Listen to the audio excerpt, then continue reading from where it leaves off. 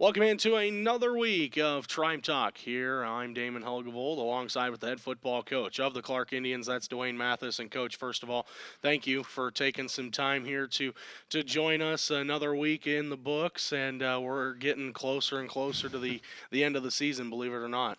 Yeah, it's crazy that it's already kind of sneaking up on us, but it seems like this is kind of falls along the way the rest of the season's gone. But we won one, so now we are 2 weeks ago and we lost this last week, and so I think we're due for another win here. So that if we're following the pattern of the rest of the week, but yeah, thanks for doing this, Damon. As always, we appreciate it.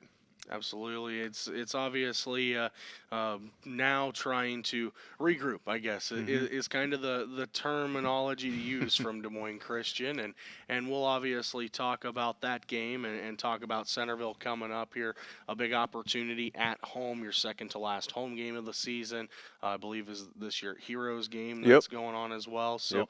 great opportunity for the team to come out here and get a rebound after last week against Des Moines Christian. Yeah, absolutely. I think anytime that you can come out and win on your home field is obviously good, but anytime that it's how is a team going to respond after you lose a game like Des Moines Christian Hmm. where it was 56 to nothing, and not a lot of silver linings that you can see in it, but I think that there were some bright spots, and that's what we chose to focus on this week. And we've had a really good week of practice, and I think the kids are, have really embraced just letting that last game go and moving on to what's in front of them, and especially after what we've seen on film from Centerville, and we feel like especially even you saw, I don't know if you saw the RPI rankings come Hmm. out, and we're sitting 27th, Centerville's sitting 28th. Hmm. So I think our kids are fired up. You got a lot of reason to be fired up. 27th, a very good spot to sit with the RPI because there's teams above you that are going to lose to some teams that have already played. And if you guys take care of your business, you can Right. win out the rest of the year and still be on that bubble knocking in. Yeah, yeah, and that's kind of the message that we told our kids is like, look, our destiny is in your hands, Hmm. So, but if we take care of business, let's at least make it a difficult conversation for, the powers that be if we should be in or not be in. And, at the end of the day, since we've had a few losses, that's all you can ask for. Absolutely, and nobody really knows how this RPI system's calculated. We Right. we think we have it down, and then all of a sudden it changes on us. So Yeah, well, I think there's just some guys in a back room with an abacus or something. I mean, to figure at this this out. point, I'm kind of guessing they just go down the alphabet of the teams that are Right. eligible and say, "All right, here we go." Yeah. But nonetheless, a game this week against Centerville, an opportunity to rebound. Talking about last week, Des Moines Christian, we knew the challenge was going to be tough. We knew the team was going to be tough, and certainly lived up to the hype. Yeah, I mean, certainly they have great players on their team. I mean, you know, if you look at the game itself, I mean, with a couple minutes left there in the first quarter, it was a 7-0 game. We Hmm. were actually driving. We got inside their 17 or inside their 20, and then we had some untimely penalties. I guess maybe some questionable calls and throughout the game, but as we know, just like us coaches and players, officials aren't perfect. Um, and even if the officials called a perfect game, we would have been fighting an uphill battle. Des Moines Christian is, probably I think they're close to top five in the state in Class 2A. But we were doing some things that we wanted to do, and then it just seemed like any time that we got some momentum going in our favor, whether it was picking up a first down or having a third and short situation, then we'd get a flag, and all of a sudden it would be third and long kind of deal, and it was just that seemed to be kind of the story of the night, to be honest with you. Des Moines Christian rated number 5 in both Des Moines Register and Radio Iowa polls. A very good team. Yep. Jackson Waring, a talented quarterback, as we know. When you guys look though at what you guys did on Friday night, what things can you take away? What's those silver linings that you talk about you wanted to take away? Well, I think our kids competed. I mean they fought hard. I mean, and there were some things. It was a little chillier than normal. I mean, Hmm. for what we've been used to. So some of the, I think Boy, that was. buckle up this week. Yeah, yep. Yeah, I told the guys, I said I'm going to be out there in a short sleeve shirt, nothing, and what I normally wear, I'm not going to wear a stocking hat or anything like that. I mean, so I might have pneumonia the next week, but I'm just trying to set the tone with that mental toughness type of mentality, and but I think we did fight hard. I mean, at times, we had an onside kick that was. Just if you go to a clinic, this is how you want to see it done. Hmm. It was exactly that way. And Alejandro Davis unfortunately got called for a helmet to helmet hit um, that was not a helmet to helmet hit. I'll just flat out say that was not. It was he lowered his shoulder into the opponent's shoulder, his chest plate, and yeah, it was he got depleted, and so I think it was a case where the official saw a kid just get knocked down and thought, oh, that had to have been a helmet to helmet hit, and it wasn't. And Mr. Tharp at the Athletic Association heard about it on Monday, kind of deal, just because it was something that was because in that situation, it's our kids come off on the sideline and they're like they want to see the replay on our Hmm. iPads, and we show them, and he's like, "What'd I do wrong?" And we're like, "You did nothing wrong. That's exactly what you need to do," kind of deal. And it actually kind of evolved into a bigger discussion, and I'm sure I'm probably going to get lynched by the our own coaches association, but sometimes I wonder how much good the replay allows, that kind of the risk and reward and plus and Right. pros or cons, whatever you ask about, because I think it does put, and when you see what's going on in our state right now with the situation at Des Moines Lincoln, I think when you're able to see instant replay on the sideline like all our schools in Iowa can do, I think that even puts so much more pressure on the officials to be perfect, Hmm. in the sense of because when you can see in the matter of minutes or seconds Right. if a play happened or a flag happened the way that they're saying it happened, Hmm. and if it didn't, then I mean, it's human nature to tell the official that hey, that's not what happened, and I Right. can show you, and you've seen it in across our state. There was a coach from West Branch, their head coach, who's been coaching for a number. I mean, probably. I mean, he was their head coach when I was in high school. Um, he shoved an iPad in an official's face and was suspended, kicked out of the game and suspended for the next game. Because he was kicked out of the game. Hmm. So, I think the more teams start using the replay on the sidelines, I mean, I think you're going to see more things like this happen, which Right. makes me question: is that really what's best for our game, kind of deal? Well, and you look at it, you see the college game has changed because of replay. Hmm. The pro game has changed because of replay, and those officials are still human. Hmm. They're still making 50-50 judgment calls. So when you bring it to the high school level where they're still making those same 50-50 calls but don't have anything to go back on, it makes the high school game you have to be more perfect, like you mentioned. Yeah, and by no means am I advocating that I want to carry around a little red, flag to throw out into the field and challenge any plays or anything like that. I don't want to slow down our game, and I Right. don't think we need to be at that level. I just as with coaches and officials needing to Hmm. coexist in the same universe, let's try to make it more copacetic for them and not make it adversarial, Hmm. and and no official wants to hear that they're doing it wrong, and they Right. have the video proof to prove it, kind of deal. And at least when prior to this, uh, you know you'd be mad at home Right. later because you'd be watching it after you uploaded your film, and you'd be seeing it at that point instead of in the moment, kind of Absolutely. deal. So that's Absolutely. just kind of my thing. But back to what we did right against Des Moines Christian. I think that our kids fought hard. They didn't give up. They were still fighting in the fourth quarter to try to put points on the board, and that just goes back to what we instill in them every day in practice. And Was there kids that were disappointed after the game? Absolutely. I mean, there were kids that were.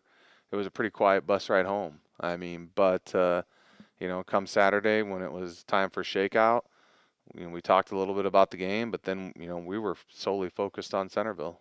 Absolutely. Obviously, you want those guys to be upset about it because Hmm. you want them to care. I Yeah. mean that's the big thing is it shows that they care about the sport and care about this team. And you're 3 years here.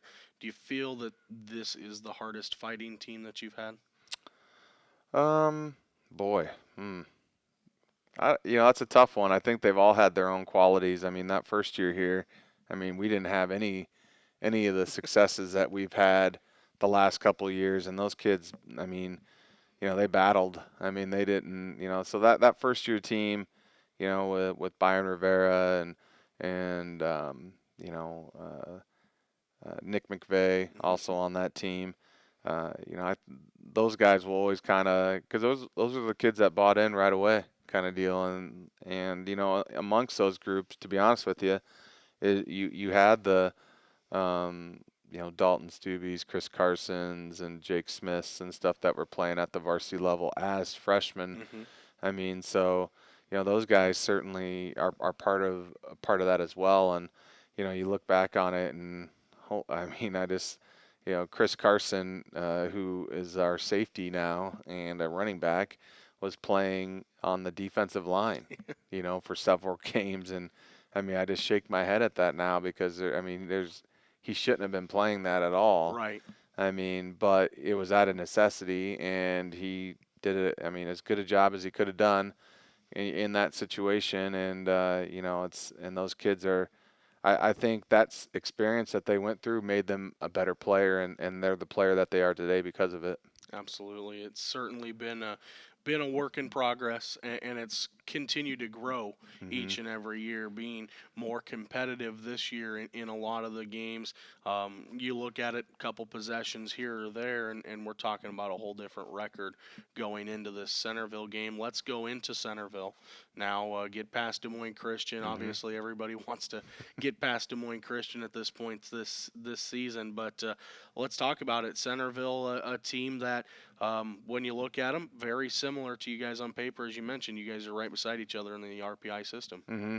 Yeah, I mean they love to run the ball too. I mean, I think the number one rusher in the state right now, or in our district, excuse me, is McCain Oden, who is from Centerville, and he's a bigger type player. He's a big back who likes to bang a little bit, and but they also have a quarterback that runs their zone read really well, um, and they also have a good lineman with Cade Moore. So Hmm. they have some size. That's gonna pose some challenges, I think, for us. But we have some things that we think that are going to pose some challenges for them. And last year we moved the ball against them in a really sloppy game in the Hmm. sense of the field conditions and stuff like that. So I think with in regards to Centerville, I mean, I think that it's watching them on film against Sheraton.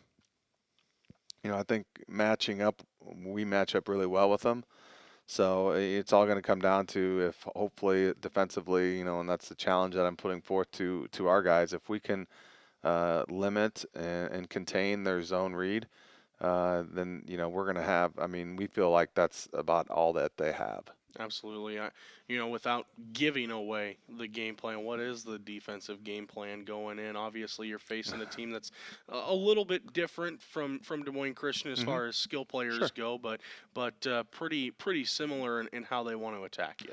Well, I mean, it's just comes down to assignment football. I mean, knowing who has the pitch man, knowing who has the dive man, and knowing who has the quarterback kind of deal. And if we can understand those responsibilities, which that's all that we've been installing into these young men for the last week.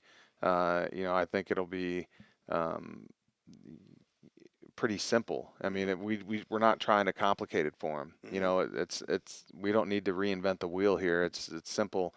You know who has the outside contain. You know who has the dive or the dive back or the read back, and then who has quarterback. and then it just comes down to wrapping up and tackle. Mm-hmm. So Flowing to the football and yep. getting that team tackle taken care of. Certainly a team like we mentioned, it's a similar team to you guys as far as records go, as far as how they're getting it done.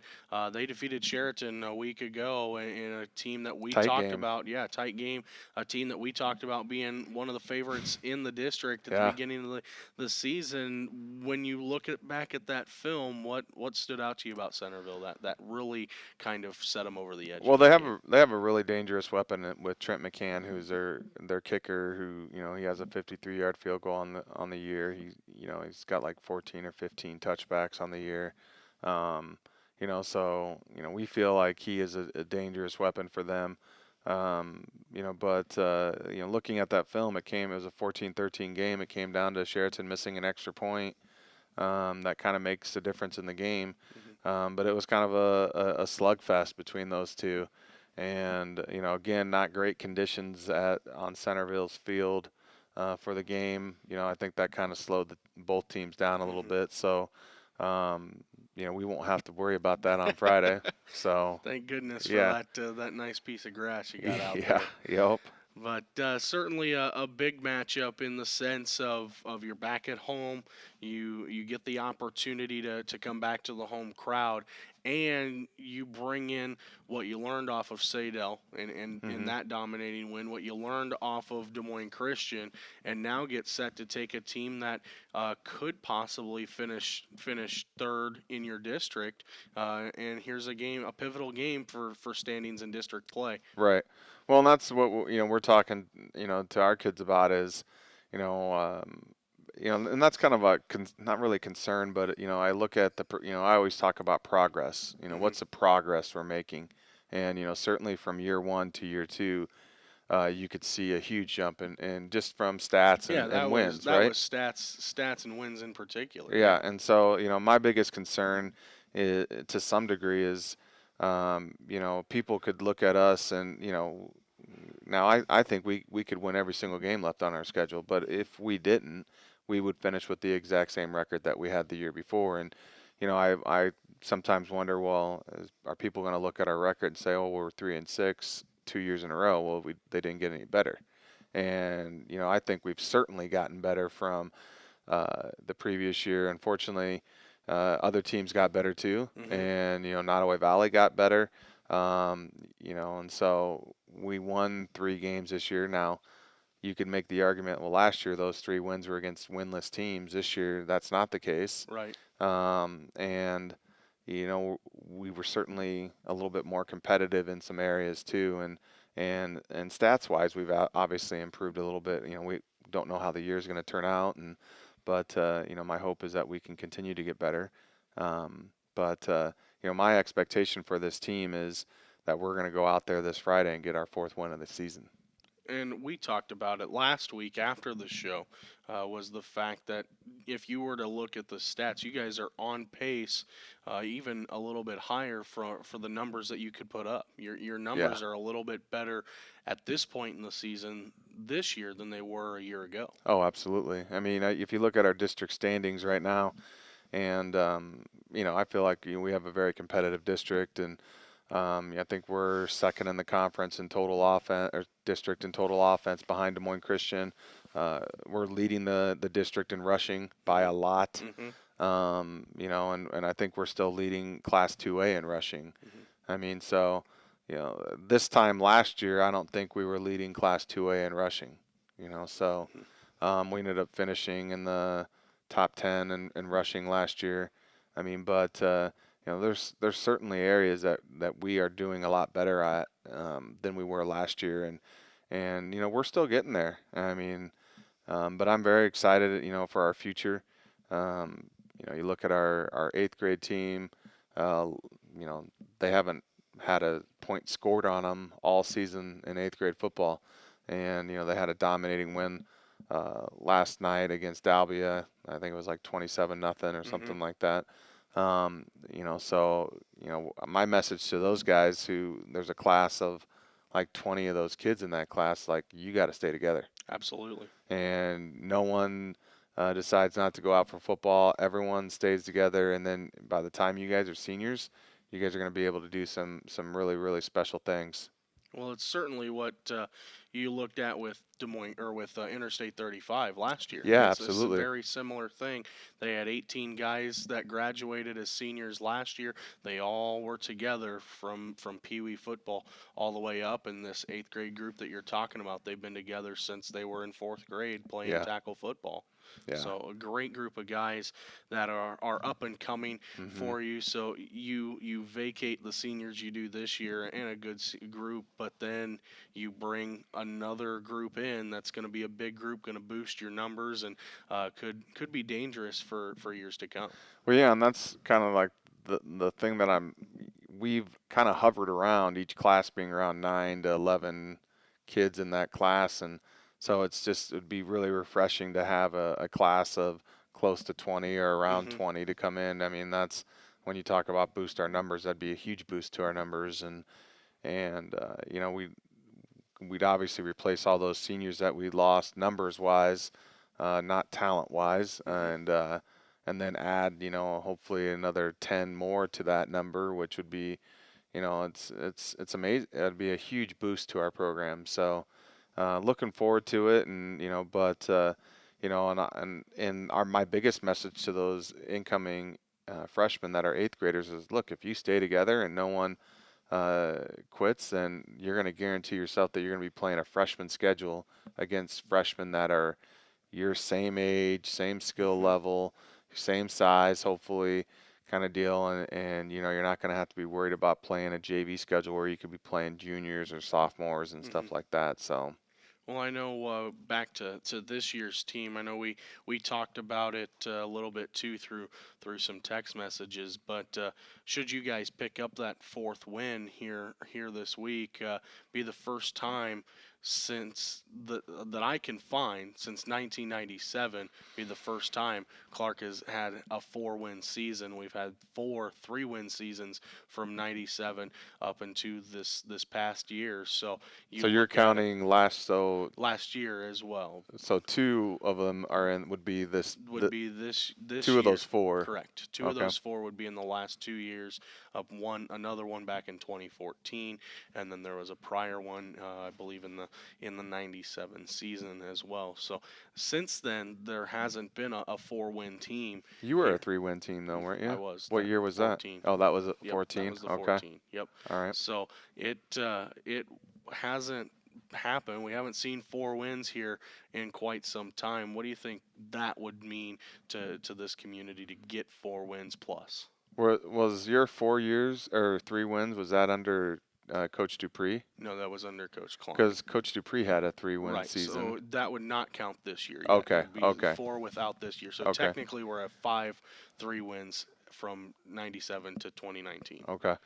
Sorry, I was just curious Yeah. there. Yeah. But no, I mean that's a huge deal. I mean, to be able to get that fourth win, I mean, and the fact that we've been able to get back-to-back 3-win seasons. I mean, when you talk about it, it's been done since in the last almost 30 years. It's Hmm. only happened. This will be the fifth time that's happened, and the fact that we have had two of them, I mean, is a huge deal to us. I mean, it shows that we're moving along, and unfortunately, I think there were some really good teams.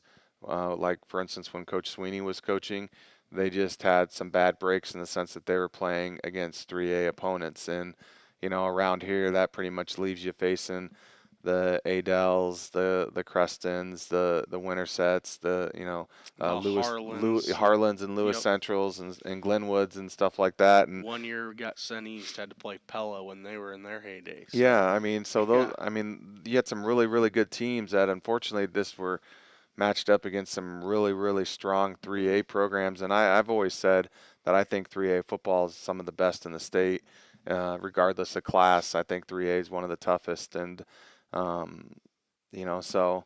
But I know our kids.